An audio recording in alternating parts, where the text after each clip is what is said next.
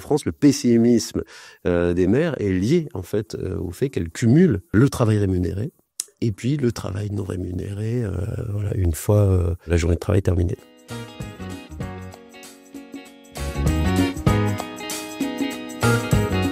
Bienvenue dans la matrescence. Dans ce podcast, on part à l'aventure.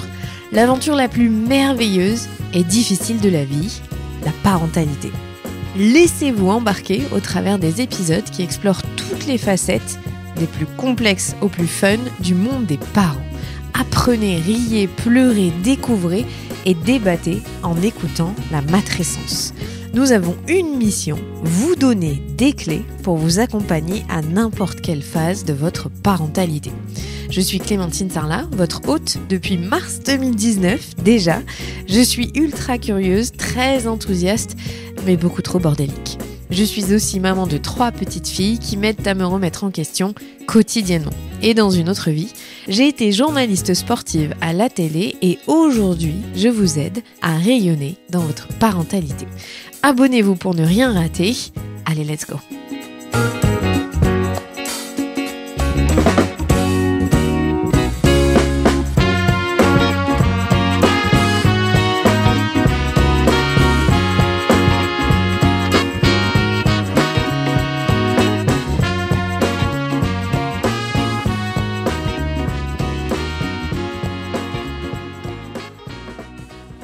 Bonjour Romain. Bonjour. Merci beaucoup d'avoir accepté mon invitation à participer à ce podcast. J'ai une première question, c'est pourquoi est-ce que vous avez voulu devenir sociologue ? C'est pas commun comme métier. Je ne sais pas si on pourrait reconstruire a posteriori toujours sa trajectoire biographique, il y a toujours un peu de biais dans les réponses, mais peut-être que ça m'est tombé un petit peu dessus pendant mes études en vérité. J'ai découvert la sociologie après le bac et puis j'ai tout de suite accroché en fait. Au départ plutôt avec des aspects un peu militants, parce que j'ai découvert un peu la sociologie avec Pierre Bourdieu. Je ne sais pas si ça résonne aux oreilles de tout le monde, mais Pierre Bourdieu, c'était un sociologue qui a beaucoup travaillé sur la question de la domination sociale et qui a beaucoup diffusé l'idée selon laquelle la sociologie pouvait être, pour reprendre une de ses expressions, un sport de combat, et donc servir en fait à renverser certains rapports de pouvoir. Donc j'ai d'abord beaucoup adhéré à ça, et puis après sont venus les aspects plus scientifiques du travail au cours des études, et voilà, j'ai eu la chance, parce qu'il y a toujours un petit peu de chance dans ces affaires-là, j'ai eu la chance d'en faire mon métier ensuite, donc voilà. C'est quoi concrètement le métier de sociologue ? Parce que je pense que plein de gens entendent ce nom, mais ils ne se représentent pas ce que ça veut dire en réalité. Ouais. C'est une catégorie d'ailleurs qui est un petit peu manipulée socialement, parce que on voit certains journalistes, notamment dans la sphère d'extrême droite, qui s'autodéclarent un peu sociologues pour se donner un peu de légitimité. Donc académiquement, sociologue, c'est docteur en sociologie, voilà. Et ensuite, ce que ça veut dire d'abord mener un travail d'études empiriques, en fait, sur différents sujets.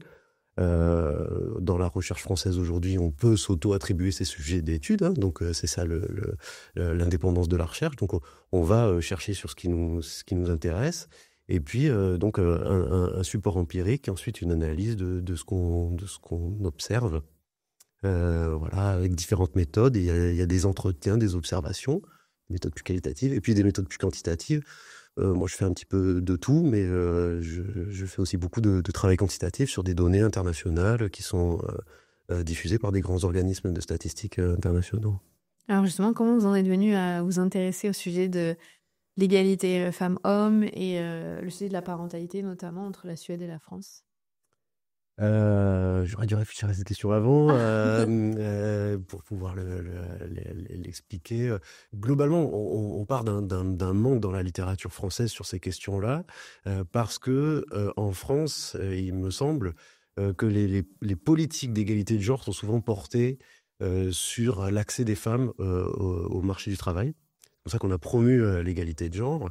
Et il me semblait qu'on avait assez peu exploré le mouvement inverse, qui est celui de l'accès des hommes à la sphère domestique, en vérité. Donc, ça résonne aussi, évidemment, avec ma trajectoire personnelle, puisque je suis papa de 3 enfants, et que, bon, évidemment, on finit par se poser des questions à soi-même, c'est pas désagréable de s'interroger plus généralement sur la place des hommes dans le travail domestique et parental.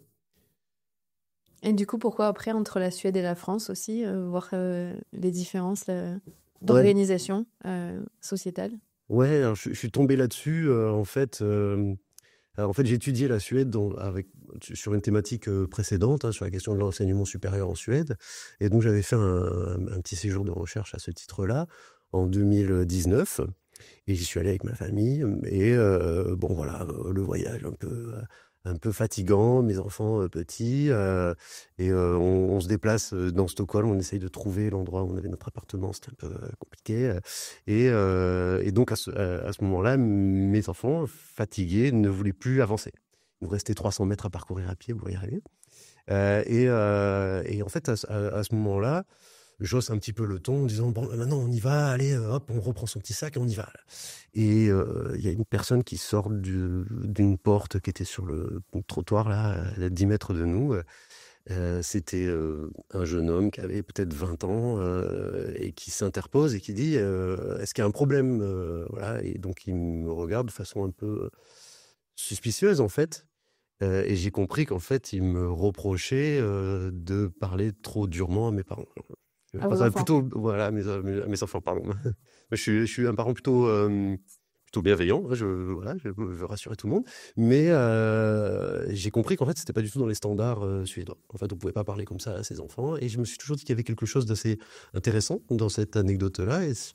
Parce que c'était quelqu'un qui avait manifestement, ou probablement, très probablement, pas d'enfant. C'était un homme. Mhm. Il a jugé opportun de venir s'interposer parce qu'il trouvait complètement inacceptable ma façon de m'adresser à mes enfants.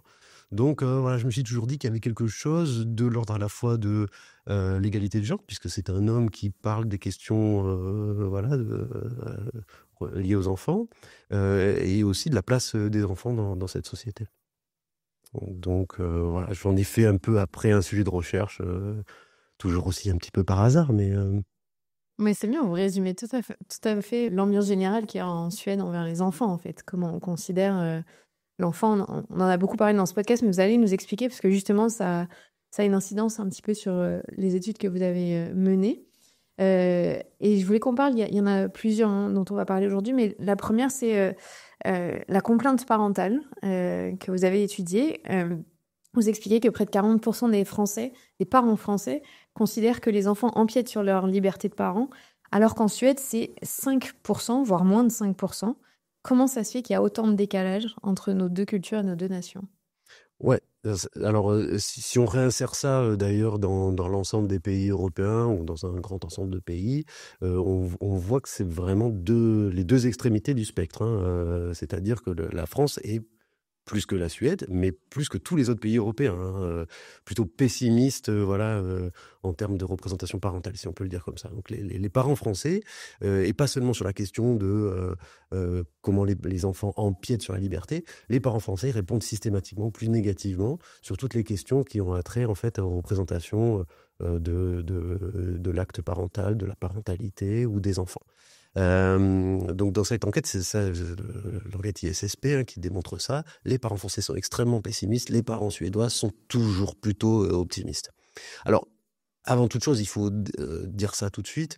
Les parents suédois, ils sont suédois et les Suédois sont toujours beaucoup plus optimistes dans les enquêtes, voilà, de manière générale. Hein. Donc, on dit toujours d'où vient le bonheur nordique, etc. Bah, il y a probablement un petit artefact d'enquête. Quand on demande en Suède et dans les pays nordiques en général si les gens vont bien, les gens répondent oui. Voilà. Donc, il y a peut-être quelque chose de ça. Et puis, à l'inverse, les parents français sont des Français. Les Français ont une réputation, je ne sais pas si elle est vraie, d'être voilà, plutôt râleurs, protestataires, etc. Donc, il y a peut-être un artifice comme ça, un artefact, en fait, lié au type de question qui est posée. Mais au-delà de ça, l'hypothèse que j'ai essayé d'avancer, c'était plutôt que c'était lié aux arrangements des couples. Donc dans la sphère familiale, il y a une théorie qui commence à émerger de l'idée d'un nouvel équilibre qui serait lié à l'égalité de genre. En fait, ces pays-là, les pays nordiques, hein, c'est pas que la Suède, c'est les autres pays aussi, ils ont des niveaux de pessimisme parental qui sont plus faibles, potentiellement parce qu'il y a moins de tensions autour des enfants. Et tout ça, c'est organisé socialement. Hein. Peut-être que les pays qui ont les niveaux de pessimisme parental plus élevés ont des modes d'organisation sociale des arrangements de couple. On croit que les arrangements de couple, c'est chacun avec son partenaire. Non, c'est construit socialement et politiquement. Eh bien, peut-être que ces arrangements sociaux politiques, dans certains pays, sont moins favorables aux parents et donc au bonheur parental ensuite. Créer des tensions. Est-ce que vous dites, c'est qu'on est dans une révolution de genre incomplète en France? Est-ce que vous pouvez nous expliquer ce concept, ce que ça veut dire? Oui, alors les théories de la révolution de genre, elles émergent à partir des années 2000, donc dans la littérature plutôt internationale. Et conceptuellement, en fait, la théorie de la révolution de genre, elle identifie deux stades. Voilà. En fait, c'est pas si conceptuel que ça, c'est peut-être même chronologique. Il y aurait une première phase, en fait, de la révolution de genre dans laquelle les femmes accèdent au marché du travail. Donc cette première phase, elle est très largement en cours dans la plupart des pays occidentaux. On peut dire qu'elle n'est pas tout à fait réalisée, c'est clair, il se maintiennent des inégalités assez importantes sur le marché du travail. Néanmoins, quand on compare le marché du travail aujourd'hui avec ce qui se passait il y a 50 ans, on a vu une très forte augmentation de l'emploi des femmes, une baisse des écarts de salaire, des opportunités professionnelles, etc. Donc la première phase de la révolution de genre est en cours.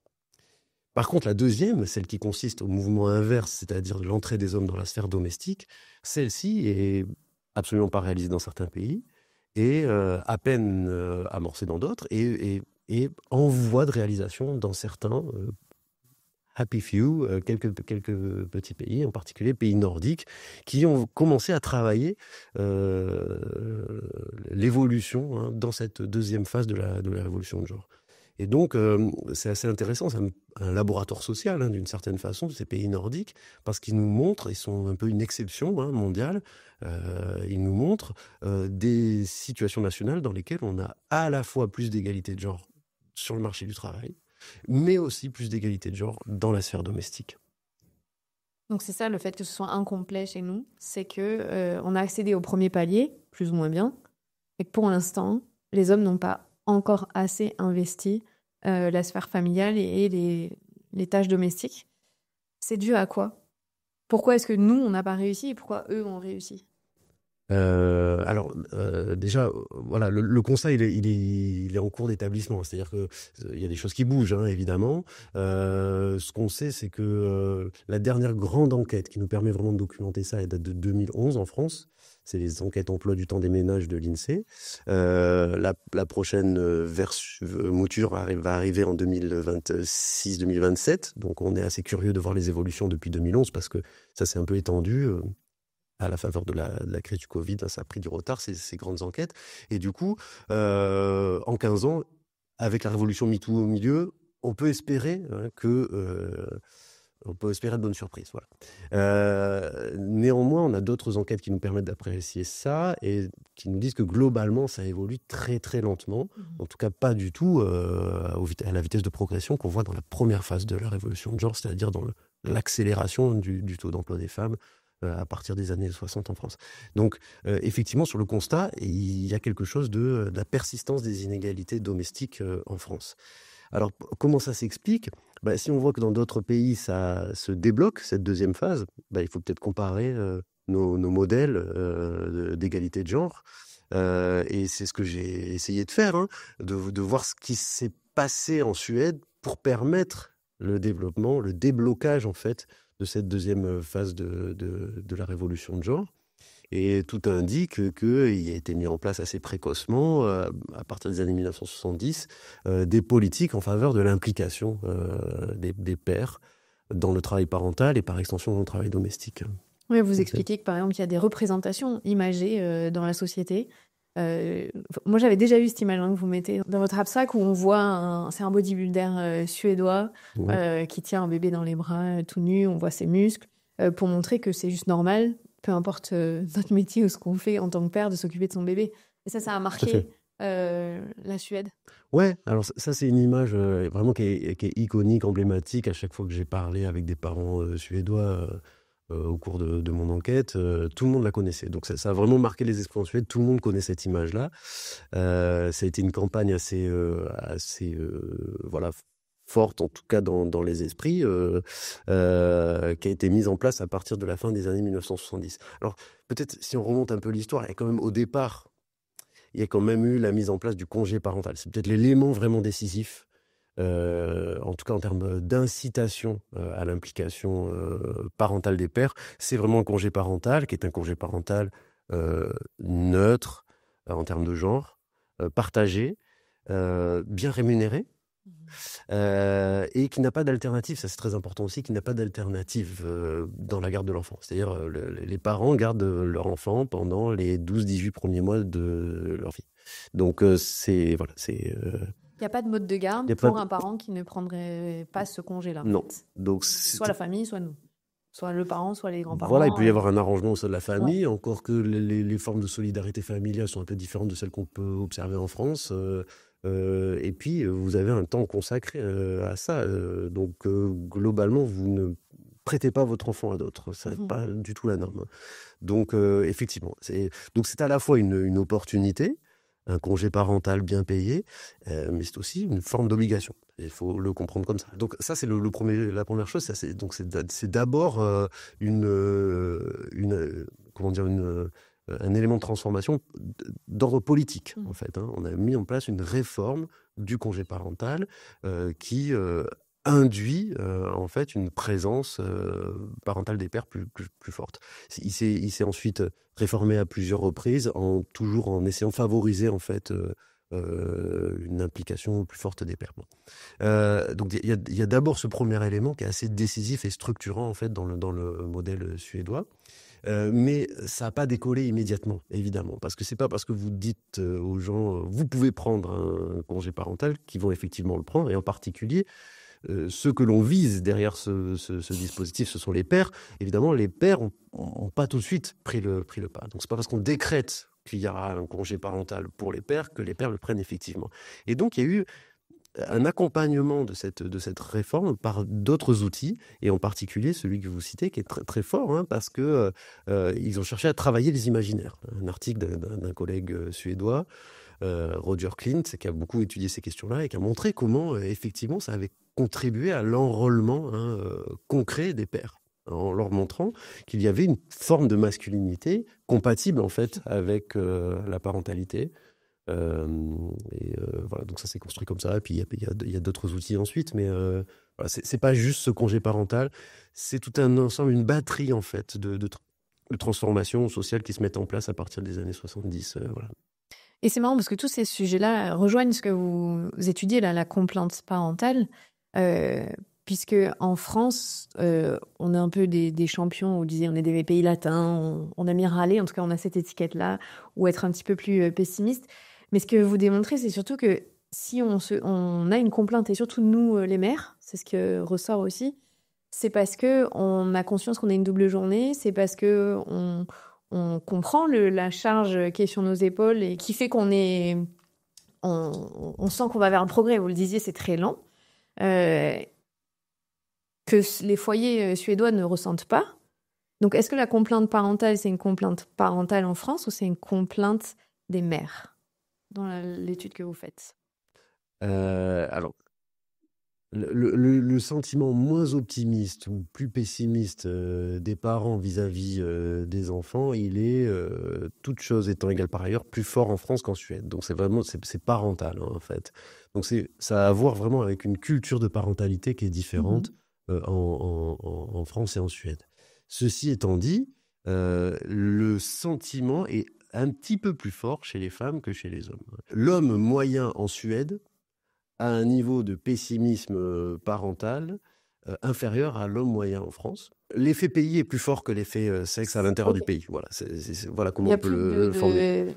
de grosses différences plus entre d'écart. France-Suède qu'entre père-mère Père-mère à l'intérieur de la France et père-mère à l'intérieur de la Suède, tout à fait. et entre mère française et mère suédoise. Est-ce que là, il y a un écart?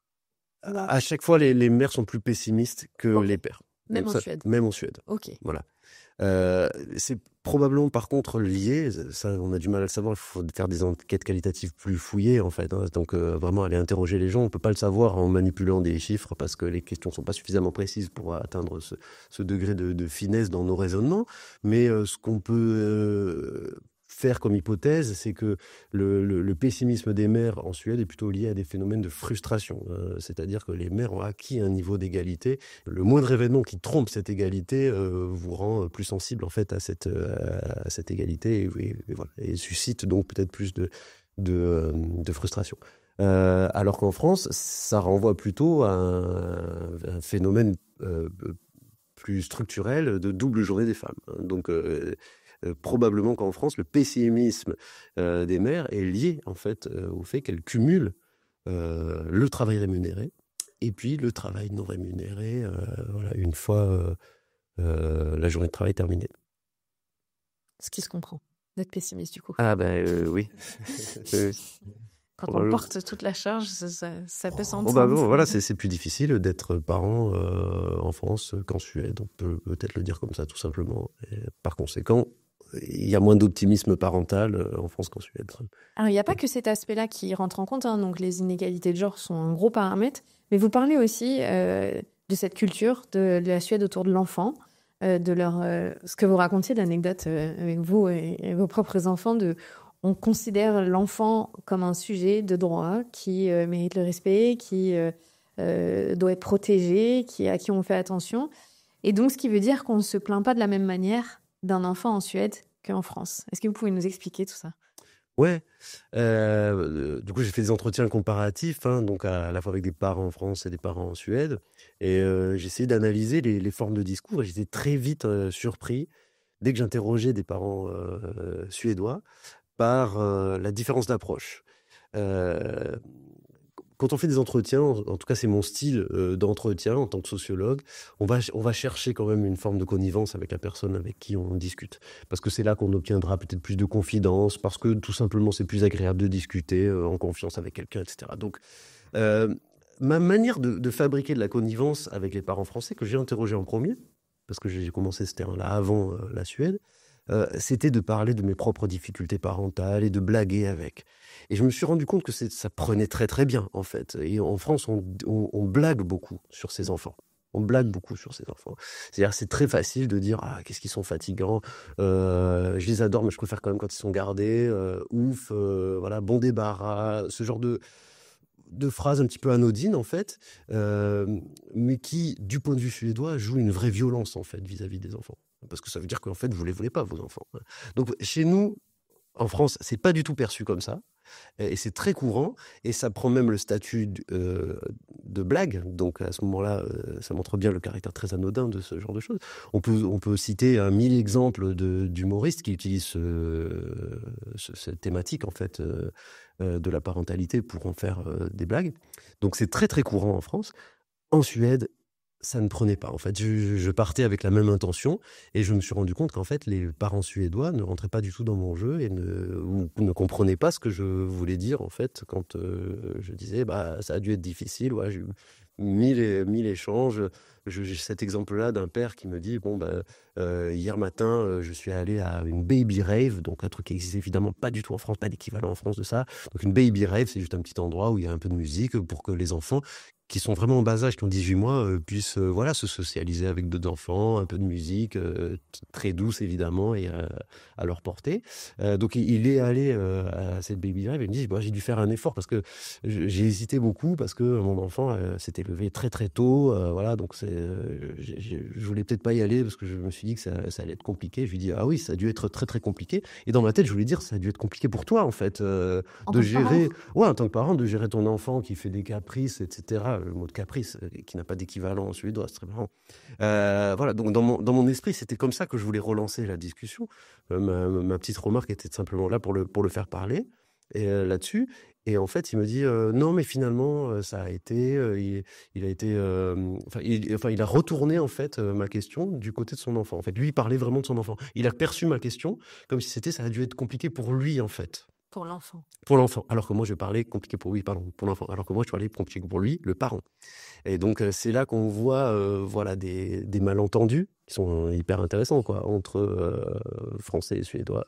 Et ça dénote en fait d'une culture de parentalité très, très différente en Suède.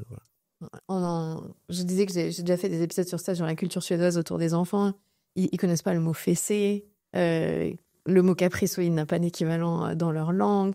Elle expliquait, Marion Quer, qui est spécialiste des droits de l'enfant là-bas, que tout le vocabulaire lié aux enfants est vraiment un vocabulaire pas positif, mais respectueux, enchanteur. Et de ce que vous dites, on ne blague pas en fait avec les enfants, on les respecte. Et nous, sous couvert d'humour, on fait passer des messages pour dire qu'ils sont chiants et qu'on en a marre, en fait. Et on n'a pas de gêne à le faire. Non. Alors que c'est pas possible en Suède. Tout à fait. Est-ce que c'est pas possible parce que personne ne le ressent ? Ou est-ce que c'est parce que c'est tellement mal vu qu'on ne peut pas le dire à haute voix pour les Suédois ? C'est très difficile de le savoir, puisque c'est difficile de savoir ce que les gens ne peuvent pas dire. Donc voilà, c'est le principe même de quelque chose qui n'est pas dissible en fait. Donc c'est difficile de faire dire ce qui n'est pas dissible en entretien. Néanmoins, ce genre de petites interactions que je viens de raconter, je pose une question avec une intention derrière qui est implicite, et l'implicite n'est pas reçue, montre bien que en vérité, la personne que j'ai en face de moi ne pense pas comme moi. Je veux dire moi, parent français, hein, pas moi sociologue. Là, c'était vraiment une relance de parent français un peu voilà, premier degré, quoi. Donc ça montre bien qu'il y a vraiment un état d'esprit un peu différent face à la parentalité. Et puis c'est pas incompatible, hein, je pense qu'il y a un vrai interdit social là-dessus, parce que j'ai eu ces discussions-là autour de la difficulté à traduire le mot caprice. Donc moi, je parlais en anglais, hein, je ne parle pas suédois, donc je discutais en anglais avec les parents suédois. Et donc, je posais la question, en fait, de la traduction du mot caprice en anglais vers le suédois. Et j'ai eu plusieurs discussions, dont une qui me disait ça n'existe pas trop. Elle réfléchit, elle me trouve une sorte d'équivalent qui s'appelait Barns in Fall, je dois très mal prononcer. Et elle me dit, sauf que en fait, si on utilise ce mot-là en tant que parent, en fait, on va subir la condamnation morale ou sociale des gens autour de nous, parce qu'en fait, ce mot-là, il est clairement fléché, conservateur, enfin voilà. Donc, il y a une position quand même morale assez forte on ne considère pas que le caprice puisse exister. Voilà, c'est une expression émotionnelle de l'enfant et elle ne doit pas être connotée négativement en fait. Donc ceux qui se permettent d'utiliser le mot Barns in Fall, qui veut dire donc caprice, sont regardés de façon sont susceptibles d'être critiqués quoi, pour ça. Donc ça veut donc bien dire qu'il y a aussi une forme d'interdiction sociale. Est-ce que vous avez été surpris des résultats de voir que la France, on est le champion des complaintes et que les Suédois le sont peu ? Est-ce que c'est cohérent par rapport à nos cultures ? Oui, c'est-à-dire j'ai vu ce résultat-là et ensuite j'ai essayé d'en trouver les raisons, quoi. Évidemment, oui, en quelque sorte, j'ai été surpris. C'est juste de dire le sociologue n'est pas forcément surpris, quoi.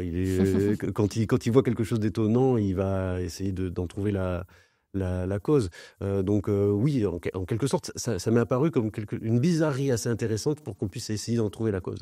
On peut dire ça parce qu'effectivement, c'est très bizarre. Et puis ce qui était très bizarre aussi, c'était le déploiement des pays autour de cette question-là. On voyait des pays donc dont on pouvait comprendre qu'ils faisaient un peu sens quand ils étaient ensemble, c'est-à-dire tous les pays nordiques qui avaient des niveaux de pessimisme parental très très faibles.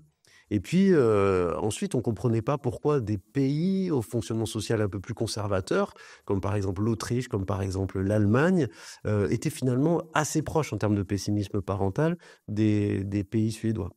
Et puis, à l'autre bout, il y avait des pays dont on pouvait se dire, bon, bah, quand même, qui présentent une idéologie assez forte de l'égalité de genre. Donc, il y a l'Espagne, même si c'est assez récent, et il y avait la France. Donc, on ne comprenait pas un peu la distribution des pays. Donc, c'est pour ça ça m'a semblé être un objet de questionnement. Ouais. Donc, vous vous rendez compte que l'inégalité de genre joue un rôle fort, Ouais. que la condition de la place de l'éducation dans la société joue un rôle aussi, comment on considère l'enfant, en gros. Est-ce qu'il y a une autre raison à ça? Non, c'est les explications, explications, c'est les deux je vérifie explications que c'est... principales que je mobilise. Oui. Ouais. Est-ce que pendant votre travail en tant que sociologue, pendant que vous interviewez les parents, vous voyez les différences entre les deux pays, vous comparez aussi les politiques publiques envers les parents, les familles, vous vous interrogez en tant que parent, vous le disiez tout à l'heure, vous êtes père aussi, et ça vous fait réfléchir à votre posture de père, de conjoint, d'implication en tant qu'homme au sein d'un foyer français? Ouais, bien sûr. Alors, l'idée, c'est que moi, je ne crois pas du tout à la science dans un bocal, c'est-à-dire, voilà, comme si on pouvait étudier les phénomènes sans être complètement impliqué dans ce qu'on étudie, surtout en tant que sociologue, où c'est pas une science expérimentale, hein, c'est pas une science de laboratoire, on est dehors avec les gens, on discute. Donc, évidemment, quand on discute, on reçoit aussi beaucoup de les messages au premier degré, hein. Donc, voilà, si on a un peu une posture un peu introspective ou réflexive, on peut se poser des questions sur sa propre situation, c'est ce que j'ai fait. L'essentiel étant ensuite, dans un deuxième temps, de créer cette distance analytique en fait au moment où on écrit un article, au moment où on reprend son matériau et on l'analyse. Mais oui, effectivement, ça m'a évidemment transformé. Ce que j'ai eu l'occasion de faire, c'était aussi d'aller dans des structures qui n'ont pas d'équivalent en France, qui s'appelaient les Opna Foscolan, qui sont en fait la traduction littérale de ce mot-là, c'est des écoles préélémentaires ouvertes. Open Preschools. Et en fait, en gros, c'est des structures pour les parents qui sont en congé parental. Et globalement, ça reçoit des enfants qui sont autour de 12-18 mois, avec leurs parents, et le plus souvent c'est des pères parce que c'est comme ça qu'on peut organiser l'arrangement. En général, les mamans prennent le début du congé parental parce qu'il y a un gros taux d'allaitement notamment, et puis les pères prennent la deuxième partie, et il se trouve que ces structures-là ont des jeux, et puis le fait de recevoir des enfants sur un temps un peu long, ça suppose qu'il n'y ait pas la sieste matinale, etc. Donc tout ça fait que globalement la cible d'âge c'est 12-18 mois, et c'est là que les pères le prennent le plus. Donc en fait ces structures-là sont plutôt destinées aux pères, de fait, hein, même si elles sont évidemment ouvertes à tous les parents. Et donc, j'ai eu l'occasion d'y aller, et je trouve ça formidable, très intéressant en termes de socialisation à la parentalité. Et dans un article, j'analyse aussi ma propre socialisation à cette parentalité, puisque j'y suis allé avec mon enfant. Donc, c'était assez transformateur. C'est intéressant de voir comment ça marche et comment ça vous transforme vous-même et comment ça remet en cause un certain nombre de vos habitudes héritées d'un modèle social et politique différent en France. Plus genré, en gros. C'est ça, en France, La parentalité est clairement plus genrée, ouais. Et plus l'apanage des mères, et les pères, c'est le travail. Ouais, clairement, il y a une répartition, une division des tâches qui est plus... Ouais, mais les mères aussi, c'est le travail, en fait. C'est sale. Oui, mais c'est ancré dans l'imaginaire que nous n'avons que la responsabilité du foyer en omettant de manière... à mon avis, un peu consciente, qu'on travaille aussi, en fait. Ouais. Je le dirais pas autant que dans d'autres pays, où c'est assez clair, hein, la division traditionnelle persiste. Mais en France, par exemple, si on regarde un indicateur très simple, qui est le taux de temps partiel des femmes, il est parmi les plus faibles d'Europe en France. Donc ça veut dire que les femmes travaillent, et les femmes travaillent à temps complet. Donc en fait, cette division-là, elle n'existe pas. Vous avez plein de pays où effectivement les femmes ont un emploi qui est considéré comme secondaire et où leur responsabilité première, ça va être la maison. En France, non. Les hommes travaillent, les femmes travaillent, je parle de travail rémunéré, et à la maison, c'est globalement les femmes qui s'en occupent. Mais ça, il ne faut pas le voir. Voilà, ça c'est où on considère que l'action publique ne peut pas aller intervenir dans le secret des maisons, voilà. Il y a des pays qui le font et apparemment ça marche. Voilà. Et Donc, apparemment, on pourrait s'en inspirer. ouais. Et puis en plus, enfin, il faut évidemment comprendre la perméabilité qu'il y a entre ces deux sphères. C'est-à-dire, si vous renforcez l'égalité de genre dans la sphère domestique, évidemment, vous déchargez les femmes d'une partie du travail domestique et parental qu'elles font massivement, et donc évidemment, vous leur permettez de progresser dans leur carrière, d'éviter des interruptions de carrière au moment des naissances, etc. Donc, il suffit pas de dire oui, mais on met en place des moyens de garder les enfants pour que les femmes puissent retourner au travail. Ben oui, c'est très bien, ça, c'est nécessaire. Ils font ça aussi en Suède. Par contre, essayer d'intervenir pour inciter les pères à prendre le relais une fois que la crèche est terminée, c'est peut-être là qu'on peut gagner ce qui nous manque en termes d'égalité de genre dans la sphère domestique, évidemment, mais aussi dans le monde du travail. Vous disiez en Suède, c'est paradoxalement le fait de ne pas pouvoir se plaindre, ça donne une pression parce qu'elle est tue. En tout cas, le mal-être peut être tué à ce moment-là. Est-ce que, en grattant un peu, en essayant de discuter dans vos interviews, il y a un moment où ça arrivait, où ça pouvait être audible à force d'en parler, ou vraiment pas du tout en Suède? Décorréler ce fait que c'est dur d'être parent, enfin du bien-être des enfants, mais vraiment leur bien-être à eux en termes de santé mentale. C'est cadré. C'est-à-dire, ce qu'on va pouvoir me dire, c'est potentiellement les difficultés qu'on ressent face aux difficultés de l'enfant. Okay. Des choses comme ça. Ça, j'ai pu l'entendre. La difficulté parentale est assez peu dissible, je dirais. Donc ça reste assez tabou. Mmh. En France, on parle beaucoup de culpabilité maternelle, je dirais pas culpabilité parentale d'ailleurs, ou paternelle. Est-ce que c'est un concept en Suède qui existe? Parce que je pense que notre culpabilité en tant que mère, il est aussi beaucoup lié au fait qu'on a l'impression d'être nulle part et partout en même temps, parce qu'on doit tout faire en même temps, et que y a un moment, c'est juste pas gérable. Est-ce que ce concept-là, il existe en Suède? Oui, mais là encore, culpabilité parentale, oui, culpabilité maternelle, peut-être moins. Mmh. Peut-être un peu moins, tout simplement parce que la charge parentale est beaucoup plus répartie. Donc, voilà. Le rôle de parent est jamais genré, en fait, en Suède.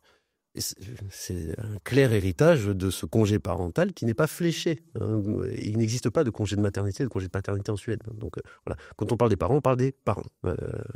Donc ça, c'est la première chose, je dirais. Néanmoins, ça existe, la culpabilité parentale en Suède. C'est peut-être même le moteur même de l'action parentale, parce que c'est extrêmement puissant, parce qu'ils ont complètement intégré cette tendance à l'hyperparentalité, en fait. En fait, en France, l'hyperparentalité, je ne sais pas trop ce que ça veut dire, mais c'est-à-dire l'augmentation de la pression parentale, des efforts faits pour les enfants, etc. Des efforts faits pour les enfants sur les questions scolaires, par exemple, etc. Toutes ces choses-là, cette implication parentale très, très forte, évidemment, va s'ancrer différemment dans les deux contextes, parce que en France, on a des inégalités de genre assez fortes sur la question parentale, pas en Suède. Donc en France, la culpabilité, l'hyper-parentalité, ça se manifeste par de la culpabilité maternelle en premier lieu. Et en Suède, ça sera plutôt les parents qui quittent, ça c'est très classique, les parents quittent très très tôt le bureau en Suède, et c'est une sorte de course à qui va chercher son enfant le premier. Voilà, faut jamais laisser son enfant en dehors du temps scolaire. La garderie est désertée très très vite. Voilà, donc ça c'est le classique, quoi. Donc oui, il y a de l'hyperparentalité et de la culpabilité, mais qui est beaucoup plus répartie entre les deux parents. Et qui s'explique différemment en plus, du coup. Mais c'est aussi, on parle des politiques publiques, mais en fait c'est aussi une organisation de travail salariale, sur le fait de permettre aux parents d'être présents et de ne pas avoir cette charge impossible de terminer à 18h30, de devoir courir chercher son enfant, même parfois de ne pas pouvoir être là à 18h30 quand c'est la fin de l'école et de la garderie, qu'il faut une nounou. Il y a aussi ça aussi en France. On aime bien le présentéisme quand même, on aime bien les heures longues. C'est pas du tout l'organisation suédoise. Non, complètement. C'est encore un mystère. J'ai pas vraiment étudié ces trucs-là, et je crois que c'est pas très très étudié dans la littérature. Mais il y a encore quelque chose de comment en fait le monde du travail, les entreprises et la fonction publique ont pris le pas en fait de cette transformation-là, et jouent le jeu en fait d'accompagner les parents. Donc ça se voit beaucoup dans les compléments qui sont donnés au congé parental. Donc le congé parental en Suède, c'est 80% du revenu précédent qui est garanti à la personne qui prend son congé parental. Donc rien à voir avec les 350 € qui sont donnés mensuellement dans le modèle français. Les entreprises les grandes entreprises et la fonction publique jouent le jeu de compenser les 20 derniers pourcents. Donc il y a une implication assez claire dans le jeu de l'égalité de genre de différents acteurs, et notamment donc des entreprises. Du monde du travail. Alors, vous avez étudié ça, mais vous étudiez aussi le rôle des parents sur le vécu des enfants quand ils sont petits, et notamment dans les inégalités de genre. Qu'est-ce qui se passe quand le père est impliqué dans les 2-3 premières années de vie de l'enfant? Ça a quels résultats et répercussions? Ouais, alors on a commencé à étudier ces choses-là parce que effectivement, une petite littérature qui commence à naître, qui essaye de voir ce qui se passe quand il y a des arrangements égalitaires entre parents et les conséquences que ça a sur les pratiques des enfants. Donc c'est assez difficile à faire parce que méthodologiquement, ce qu'il faut, c'est des enquêtes qui posent à la fois des questions aux parents et aux enfants. Donc c'est assez rare.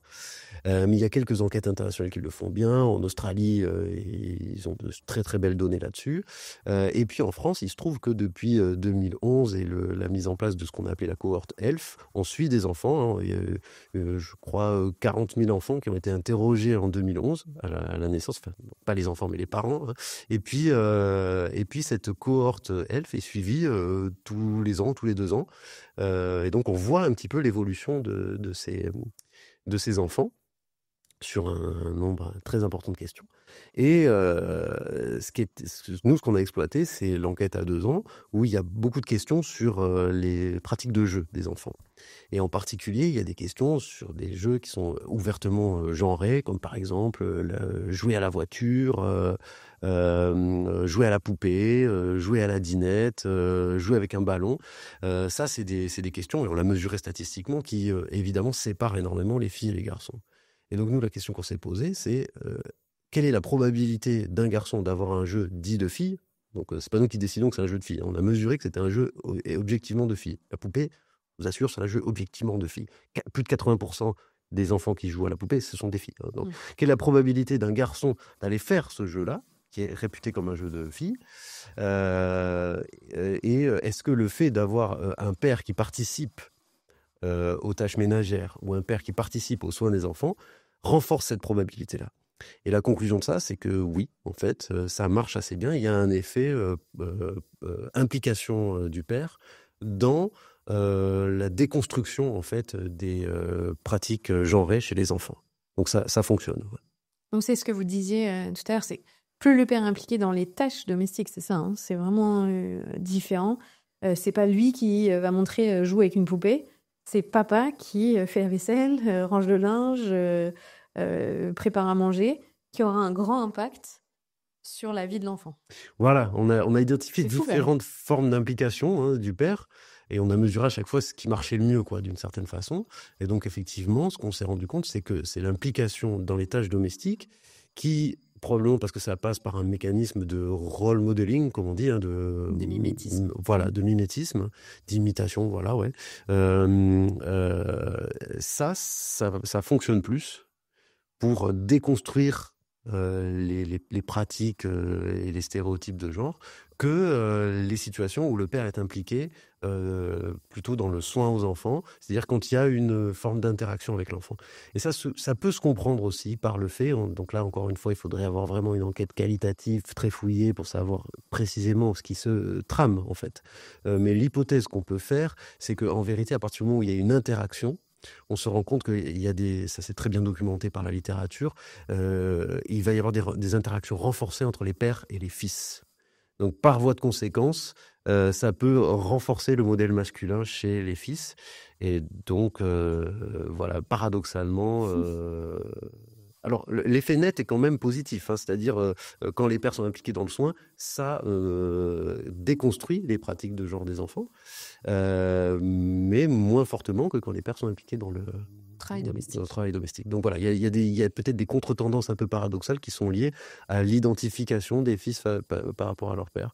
Voilà, ce qui pose la question plus généralement de quel modèle de masculinité les pères jouent dans la sphère familiale, quoi. Et ça, on ne sait pas encore trop. Bah, c'est pas concevable, c'est que clairement, plus il y a d'interactions entre les pères et les fils se comportent comme des petits mecs. Donc c'est probablement que comme stéréotype. Comment ? Dans ce qu'on a comme stéréotype genré. Bien sûr. J'utilise quelques abus de langage pour voilà. Mais donc ça veut probablement dire que la performance, pourrait-on dire, pour reprendre un anglicisme, hein, la performance de genre des pères est masculine ou conforme à la masculinité plutôt traditionnelle. Donc, voilà. Et est-ce que ce résultat il serait le même en Suède, par exemple, où la masculinité prend un autre visage au sein du foyer? Ça, c'est des études qui ont été liées à la France ou... Ouais, c'est fait en France sur cette enquête ELF qui est française. Hein. Donc, il y a assez peu de données. Cette enquête-là, elle n'existe pas beaucoup dans les autres pays. C'est vraiment... et donc, il y a des indices de ça. On sait, par exemple, que cet effet-là... alors, ce qui est assez intéressant, c'est... En Suède, il y a eu une enquête là-dessus qui montrait que en fait, l'effet d'implication des pères était moins fort sur la déconstruction des pratiques de genre des enfants que dans d'autres pays. Mais pour autant, les pratiques des enfants sont moins genrées. Donc ça veut dire que l'effet père est moins fort, probablement parce que la société... parce que c'est plus courant en fait qu'il y a une banalisation en fait de l'égalité de genre et donc l'effet père qui s'implique, eh ben il perd en force puisque tous les pères s'impliquent. Hein. Donc il y a cet effet-là. Donc ça répond partiellement à votre question. Probablement que la démonstration de la masculinité dans la sphère familiale est différente. C'est une hypothèse, voilà. Pour terminer, j'aurais aimé savoir, est-ce que, je ne sais pas si on peut conclure comme ça, mais est-ce qu'il faut autoriser la complainte parce que c'est sain ou est-ce qu'en fait, il faudrait trouver d'autres moyens d'envisager la parentalité, en France en tout cas? Parce que ce 40%, il est élevé comme taux d'insatisfaction. Est-ce que c'est ça que ça dit, hein, c'est qu'on n'est pas épanoui dans notre rôle de parent? Je vais répondre peut-être en mobilisant un élément qu'on n'a pas évoqué dans notre discussion, qui est que moi, quand j'ai interrogé les parents français sur les raisons de leurs complaintes, j'ai trouvé qu'une partie de cette raison-là était liée aussi chez les femmes à une démonstration de la distance aux enfants, d'une forme au fait de vouloir s'émanciper de son rôle maternel. Donc, d'une certaine manière, la complainte parentale est une manière pour les mères de dire je suis pas asservie à mes enfants. Donc mes enfants sont fatigants, etc. Ce discours-là, en fait, il permet de mettre à distance le devoir maternel. Donc il a cette fonction-là. Donc je dirais que c'est un symptôme. De toute façon, c'est pas à moi de dire aux gens comment ils doivent parler de leurs enfants, mais ce qui est intéressant, c'est que le fait qu'ils en parlent de façon pessimiste ou qu'ils s'autorisent à mobiliser le registre de la complainte est plutôt un symptôme, en fait, du système d'inégalité de genre dans lequel on est. C'est parce que précisément, la pression parentale repose beaucoup sur les mères et qu'elles n'ont d'autre moyen que de dire que finalement, parfois, elles arrivent à s'en émanciper. Donc, d'une certaine manière, si on veut faire baisser ce taux de pessimisme parental, il faut probablement plutôt travailler l'égalité de genre dans la sphère domestique. Et c'est ça qui fera que les parents français seront peut-être plus soucieux de leurs enfants et des sentiments de leurs enfants et moins pessimistes. C'est un discours que Emmanuel Macron, notre président, devrait écouter puisqu'il veut réarmer démographiquement la France.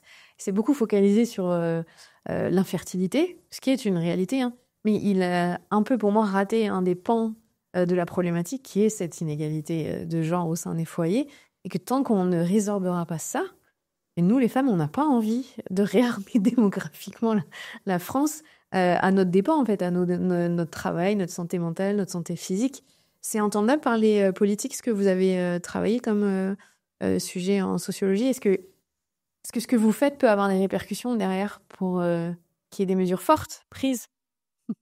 J'en sais rien, je reste disponible, mais On a des députés qui franchement, écoutent les podcasts. d'accord, bon, bah, c'est très bien, mais il y a effectivement beaucoup de choses, beaucoup d'habitudes en fait à retourner. Je pense en particulier à la manière dont on conçoit nos politiques de petite enfance. En France, c'est une vraie bizarrerie européenne, hein. En France, les politiques de petite enfance, en fait, elles sont paramétrées par deux choses. On l'a formulé comme ça dans un article avec un collègue, le faire et le faire faire. Le faire, c'est donc les politiques de congé parental. Est-ce qu'on donne la possibilité aux parents de s'occuper de leurs enfants? Et le faire faire, c'est est-ce que on met en place des systèmes délégataires, donc la crèche, les assistantes maternelles, etc.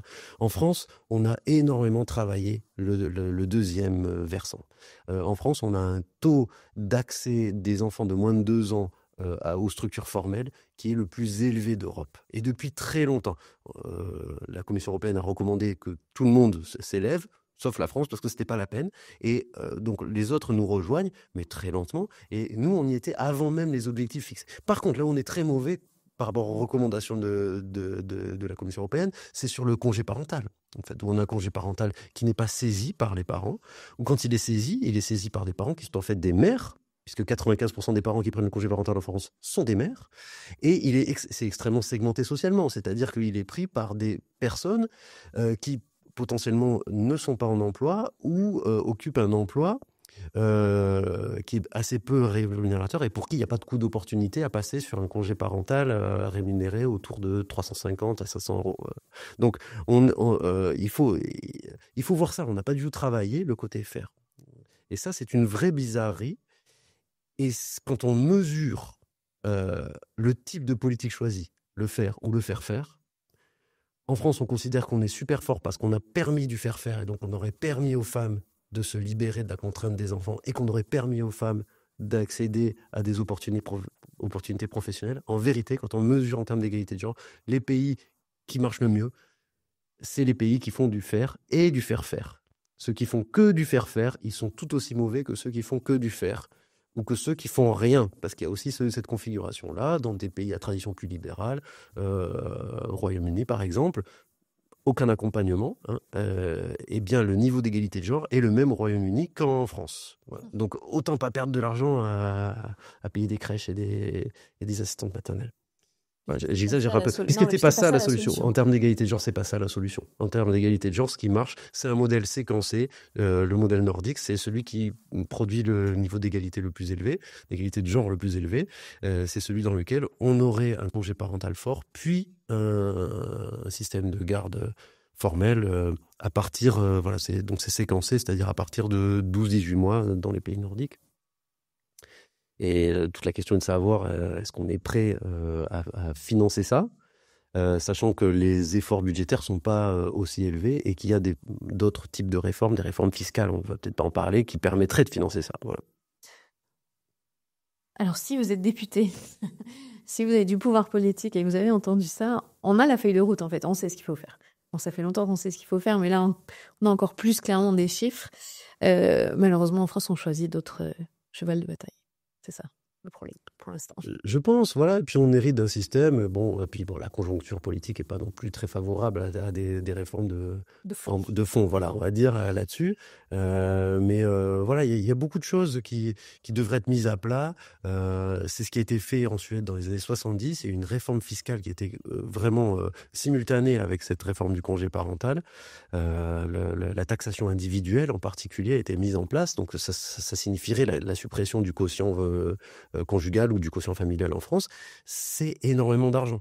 Je ne voudrais pas dire de bêtises, mais c'est quelque chose qui est de l'ordre de 20 milliards tous les ans. Donc avec ça, on a une manne financière pour redistribuer ensuite, remettre à plat en fait notre système de politique de petite enfance et envisager peut-être des conséquences plus positives en termes d'égalité de genre. Et surtout, on n'a pas du tout parlé sur les mères célibataires qui subissent encore plus les inégalités de genre, qui s'appauvrissent encore plus au moment d'avoir des enfants. On peut aussi s'intéresser à l'évasion fiscale, puisque on le sait que c'est... Si on parle plus généralement, alors là, il pourrait aller chercher des sous pour les politiques publiques. Il y a des sous pour les services publics. Ouais. Exactement. Merci beaucoup, Romain, de nous avoir répondu. Et vraiment, j'espère que ça va tomber dans des bonnes oreilles. Même si je ne suis pas dupe, je sais qu'en fait, ils savent tout ça. Ils ont les données, mais que pour l'instant, ils font d'autres choix. Mais ça nous donnera peut-être envie de nous battre encore plus. Merci. Merci. Vous venez d'écouter un nouvel épisode de La Matrescence. Merci infiniment pour votre soutien. Si vous voulez découvrir de nouvelles pépites, n'hésitez pas à aller sur le site www.lamatrescence.fr. Vous pouvez également vous abonner à la newsletter qui sort tous les vendredis. Rendez-vous également sur le site pour pouvoir vous inscrire. Ensuite, vous devez vous abonner sur votre plateforme d'écoute pour pouvoir recevoir les notifications. C'est ce qui fait grandir ce podcast. Merci infiniment et continuez de partager ce savoir autour de vous.